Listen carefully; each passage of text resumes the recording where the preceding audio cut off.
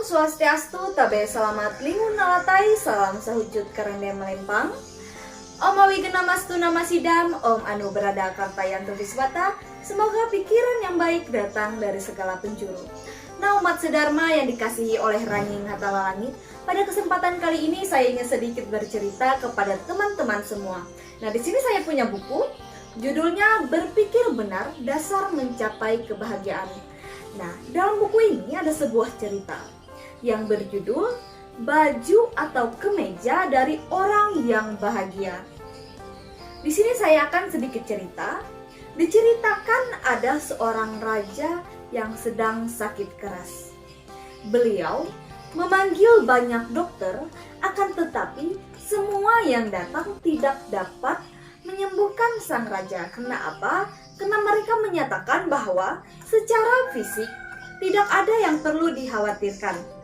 Nah, dokter-dokter itu pun tidak dapat menyembuhkan sang raja. Selanjutnya, seorang bijaksana datang menjenguk sang raja. Ia menyarankan kepada sang raja bahwa ia harus menggunakan baju dari orang yang benar-benar bahagia untuk menghilangkan segala penyakit yang diderita oleh sang raja. Sang raja akhirnya memberikan perintah kepada para menterinya untuk mencarikan baju dari orang yang benar-benar bahagia. Nah, setiap orang pada saat itu sungguh terheran-heran. Kenapa? Karena mereka menyangka bahwa sang raja sendiri adalah orang yang sangat bahagia. Karena beliau sangatlah kaya dan memiliki banyak sekali uang. Sekarang permasalahannya adalah di manakah para menteri akan menemukan baju dari orang yang benar-benar merasa bahagia. Para menteri pun pergi ke suatu pesta yang pemiliknya sangat-sangatlah kaya. Para menteri meminta agar pemilik pesta tersebut memberikan bajunya kepada mereka. Pemilik pesta pun bertanya, mengapakah mereka melakukan hal tersebut? Dan para menteri pun menjawab, sebab raja mereka mesti memakai baju dari orang yang bahagia. Dan hanya demikian, beliau akan sembuh. Pemilik pesta tersebut menjawab, Anda menyatakan saya sebagai orang yang bahagia. Lihatlah tetangga saya, ia adalah orang yang sangat kaya. Mesti ia merupakan orang yang bahagia. Pergilah kepada dia. Demikianlah para menteri pun datang ke pintu sebelah. Akan tetapi, orang tersebut juga mengatakan hal yang sama dengan orang sebelumnya. Ia mengatakan bahwa tidak, maafkan saya. Sayang sekali saya tidak bisa memberikan baju saya kepada sang raja.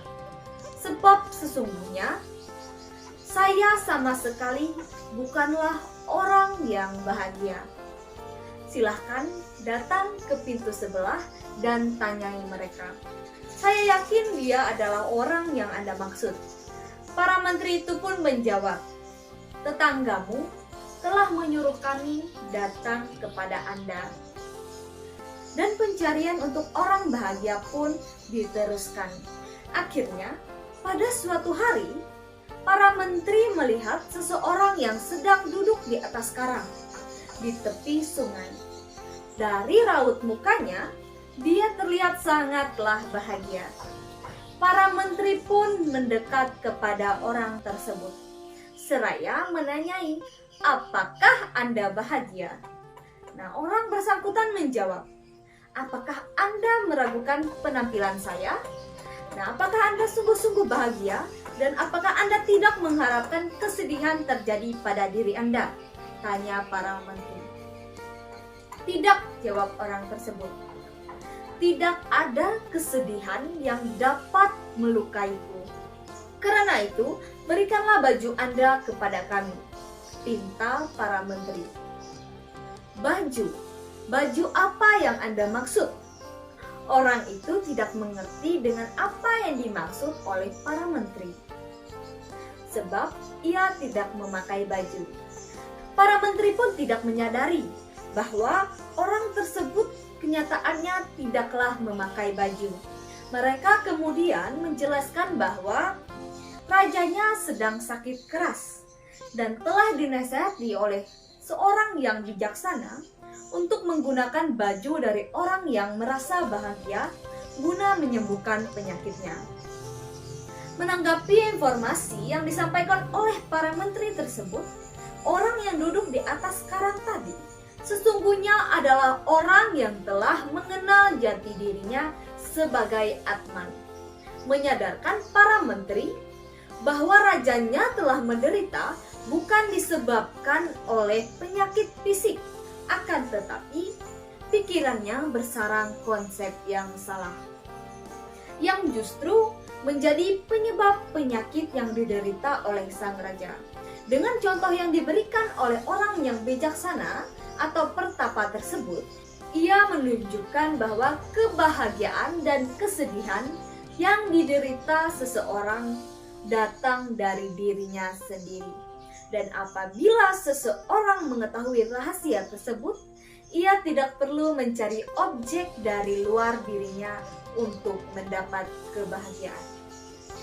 Nah, umat sedharma yang dikasihi oleh Ranying Hatalalangi, kita telah menjadi budak dari banyaknya konsep yang keliru. Seperti bahwa saya adalah badan ini, bahwa uang memberikan keamanan kepada saya, dan seluruh kesenangan atau kepuasan yang didapat dari indera menyebabkan saya menjadi orang yang bahagia. Orang menjadi terhormat diukur dari berapa banyak uang yang ia miliki, bukan dari siapa dirinya yang sesungguhnya. Dan jika ia tidak memiliki kekayaan duniawi, tidak seorang pun memperhatikannya. Semua ini adalah konsep yang salah. Umat sedharma yang dikasihi oleh Ranying Hatalalangi, sesungguhnya orang yang tidak bahagia adalah orang yang belum mengenal dirinya sendiri. Teman-teman, dalam ajaran agama Hindu, kita juga mengenal dengan namanya konsep Trihita Karana. Apa itu Trihita Karana? Tri artinya 3, Hita artinya kebahagiaan, dan Karana artinya faktor atau penyebab. Jadi apa itu Trihita Karana? Trihita Karana adalah 3 faktor atau 3 penyebab terciptanya kebahagiaan di dalam kehidupan. Pada dasarnya, hakikat Trihita Karana ini menekankan akan 3 hubungan dalam kehidupan di dunia ini. Yang pertama adalah prahyangan. Apa itu prahyangan? Prahyangan adalah hubungan yang harmonis antara manusia dengan Tuhan. Nah, bagaimana cara untuk mengharmoniskan hubungan dengan Tuhan? Yaitu dengan melakukan semua ajaran sesuai dengan kaidah kitab suci Weda. Nah, daripada itu juga dapat kita lakukan dengan cara bersembahyang. Adapun tingkatan-tingkatan yang lebih tinggi lagi yang dapat kita lakukan dengan cara meditasi, guna untuk mendekatkan diri kepada Tuhan Yang Maha Esa dan juga rasa tanda syukur kita kepada Tuhan itu sendiri. Di samping itu pula, upaya mengharmoniskan hubungan dengan Tuhan dapat kita lakukan dengan cara mencintai dan juga menyayangi sesama makhluk ciptaan Tuhan. Nah, yang pada intinya hidup ini adalah pelayanan. Kita tidak boleh memandang orang lain dari statusnya, jabatannya, pekerjaannya, dan juga bentuk fisiknya. Yang kedua adalah pawongan. Pawongan adalah hubungan yang harmonis antara manusia dengan sesama. Nah, hubungan antara sesama umat manusia itu disebut dengan pawongan, yang menekankan agar semua umat manusia yang diciptakan paling sempurna oleh Tuhan Yang Maha Esa dapat selalu menjalin komunikasi dan tali persaudaraan dengan baik. Nah, ini adalah hal yang penting. Kenapa? Karena manusia tidak dapat hidup sendirian dan pasti memerlukan bantuan dari orang lain. Dalam ajaran agama Hindu, kita juga mengenal dengan ajaran yang namanya Tatwam Asi, yang mengandung pengertian bahwa aku adalah engkau dan engkau adalah aku. Menyakiti orang lain sama seperti menyakiti diri sendiri. Nah, jika kita mengetahui akan hal tersebut, maka tercapailah sebuah kebahagiaan dan keharmonisan. Sebab kenapa? Sebab kita sudah sadar dan kita mengetahui bahwa sesungguhnya diri kita, orang lain, dan juga makhluk ciptaan Tuhan yang lainnya adalah bersaudara. Kita saling membutuhkan satu sama dengan yang lainnya. Hal ini pun dijelaskan dalam Atharvaveda yang bunyinya sebagai berikut. Wahai umat manusia, aku memberimu sifat ketulus ikhlasan, mentalitas yang sama, persahabatan tanpa kebencian. Seperti halnya induk sapi yang mencintai anaknya yang baru lahir. Begitu seharusnya kamu mencintai sesamamu. Nah, dari bunyi Atharvaveda tersebut, patutnya kita sama-sama dapat menghargai dan juga menghormati sesama makhluk ciptaan Tuhan. Karena pada dasarnya menyakiti orang lain adalah sama seperti menyakiti diri sendiri. Marilah kita saling mencintai, menyayangi, menghormati sesama kita dan juga dapat menciptakan keharmonisan serta kebahagiaan dalam kehidupan. Yang ketiga adalah palemahan, yaitu hubungan yang harmonis antara manusia dengan alam sekitar. Nah, melalui ajaran ini, diharapkan kita sebagai umat manusia dapat menjaga kelestarian lingkungan dan alam sekitar, yang sudah berperan penting bagi kehidupan kita di dunia ini. Dengan begitu, keseimbangan ekosistem akan terjaga. Semua apa yang kita butuhkan sudah disediakan oleh alam dan lingkungan.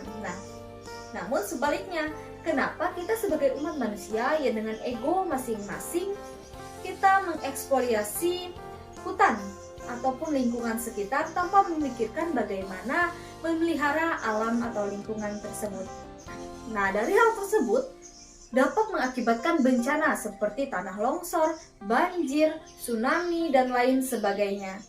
Nah, dari hal itu kita harus dapat menyadari bahwa kita sebagai umat manusia baiknya dapat mengharmoniskan hubungan dengan alam dan lingkungan sekitar. Umat sedharma yang dikasihi oleh Ranjing Hatala Langit, dari cerita tersebut dapat kita petik kesimpulan bahwa sangat penting ajaran Trihitakarana di dalam kehidupan kita di dunia ini, dan juga sebagai wahana untuk introspeksi diri agar kedepannya lebih baik dan dapat menciptakan kedamaian dan juga kebahagiaan.